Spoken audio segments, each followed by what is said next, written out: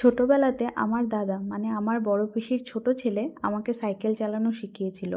তো প্রতিদিন বিকেলবেলায় আমি আর দাদা আমাদের গ্রামে যে প্রাইমারি স্কুল ছিল সেই স্কুলের মাঠে সাইকেল নিয়ে যেতাম, আর দাদা আমাকে সাইকেল চালানো শেখাতো। আমি তখন ক্লাস 4-এ পড়তাম যখন সাইকেল চালানো শিখেছি।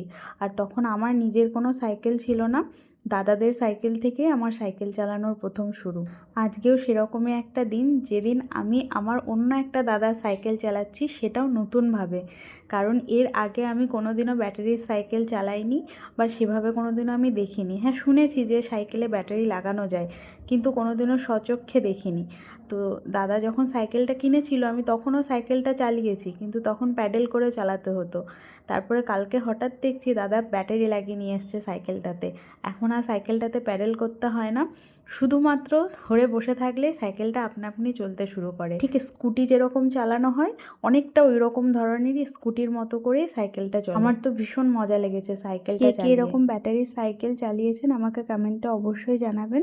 আজকের মতো টাটা সবাইকে, সবাই ভালো থাকবেন। পরের একটা ভিডিওতে আবার সবার সাথে কথা হবে।